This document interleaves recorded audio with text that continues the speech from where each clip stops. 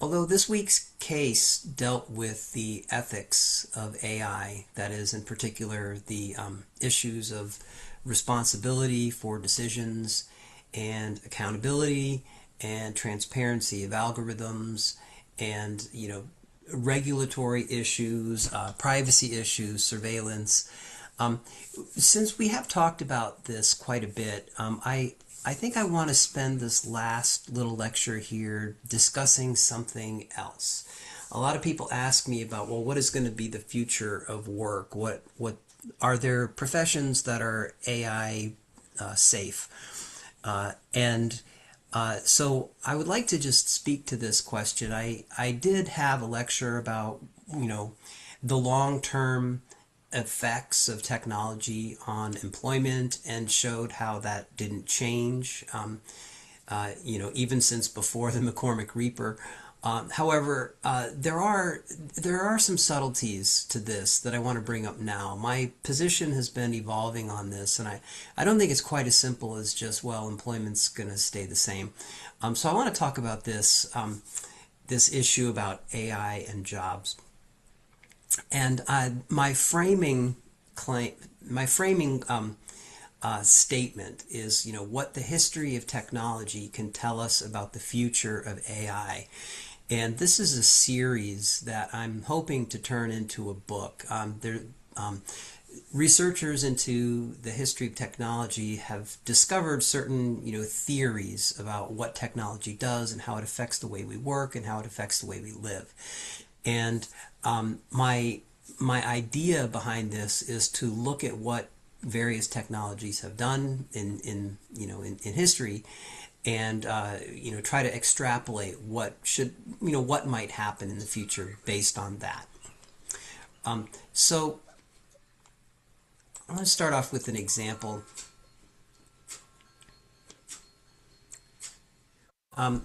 So in the late 18th, early 19th century, there was a great deal of automation in the textile industry. So there were these automatic looms that could do the work of 10 workers. So it was no longer necessary to have an individual spinning the thread to make cotton textiles. So every single worker then became far more productive. So you had, 10, you would have 10 people making a yard of cloth, and now you just needed one. And so the consequence of this was that because it was a competitive industry, now that you can produce cloth more cheaply, that meant you would lower the prices. And as a result of those lower prices, the quantity demand skyrocketed. And what wound up happening was that there was a net increase in employment in the textile industry because of the increased demand.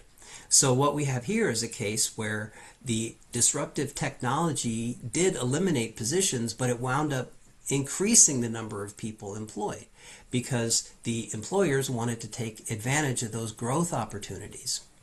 Okay, now there's a contrary example though. So on the other hand, with the automation of agriculture, there was a permanent drop in employment. So again, the technology allowed each worker to become more productive, and as a result, prices decreased, same as before.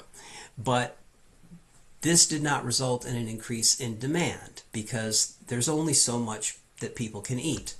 The calorie consumption can only go so high before people just don't want any more food anymore. So as a result of this, and then of course there's issues of perishing, and so there's limits to transport and all that. So demand didn't really increase, and so the result of this was there was not that subsequent increase in employment. So agricultural employment just stayed completely low. So the key economic mechanism here is elasticity of demand. So there's this pattern where technology makes workers more productive, and then there are these conditions, right? So if there is competition, prices will go down. Obviously, if it's a monopoly situation, prices are not going to go down because there's no need to drop your prices. But if there is competition, then that increased productivity allows you to lower prices. And so if there is elasticity of demand, so demand will go up. So there has to be competition and there has to be an elasticity of demand. So if all of these conditions are there, then employment increases, or at least it stays the same. So how does this work into our discussion of AI and its effect on jobs? Well, let's think about certain professions where there is elasticity of demand. There's competition and there's elasticity of demand. So my idea for this theory came from a conversation that I had with a lawyer. I was asking him about his, the way he's using AI, and he told me that, well, so we're doing all this, we're able to do research a lot more quickly, and we can, generate documentation that we had to do for judges and for records, and we can just do this a lot faster now. So I don't need nearly as many paralegals, right? Or assistants. And I said, so what's going to happen? Are you going to lay people off? And he said, no, this means that I can take on more business. I can bring in people who might not necessarily use a lawyer before, but now they can. So that decrease in price, that increase in efficiency, decrease in price meant that he could take on more cases. And, there's practically an infinite number of cases that people could bring. Most of the time people don't bring legal cases because they don't want to bother or they don't want to pay. But now the lower prices open up this demand, this latent demand.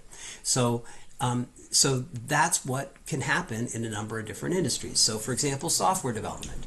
There's actually, they're looking for more software developers now. Yes, as I demonstrated before, one programmer can do the work of 10 now, but that doesn't mean that they're just going to continue to make the same amount of software. Now it opens up possibilities for all kinds of new and different software. And so it's like, as the technology for cell phones, lowered the prices, oddly enough, the prices of cell phones didn't go down. It's because they continued to add more and more features and to have the quality go up. So there was no drop in demand as a result of the efficiency gains, or no drop in price. So software development works like this. Developers can develop more quickly. Well, they're going to develop more software that maybe what didn't exist before, different kinds, different games. So that's likely to happen there. And marketing and advertising too. So new markets, new types of marketing. This is not something that is finite. It's not like, calories. This is something that can conceivably grow. And so as marketers do get more efficient in what they do, that doesn't mean that there's going to be a constant amount of marketing that's going to stay there. It's going to, people who maybe didn't advertise before are now going to start advertising. So there's this, this unlocking of this latent demand. Legal services, as I mentioned. Financial advising, so people who maybe didn't use financial advisors will now start because of the increased efficiency. And then training and education.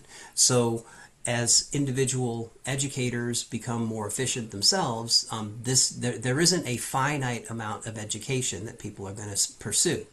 That as more opportunities for education open up, people are going to pursue more educational opportunities. They're going to get more credentials, and as the world becomes more complicated, people want to have this. So there's there's elasticity of demand in education and training also. Now, on the other hand, where are the inelastic professions? Well, so for the same reason as with agriculture, so food production, there's only so much food that you can produce. If you work in, producing bacon, right, there's only so much bacon that people can eat. You can continue to, like if you work for Nabisco, continue to do new product development and go into new markets. But the fact is there's only so many cookies that you can sell. So there's practical limits on that elasticity there. Utilities, electricity consumption is not going to move drastically from where it is now.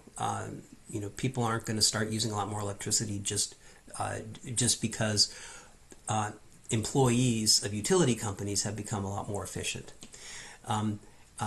Sanitation, the amount of garbage that needs to be picked up doesn't change according to the efficiency of so we now have somebody who drives around in a truck, and there's this big robotic arm that grabs the thing and dumps it in.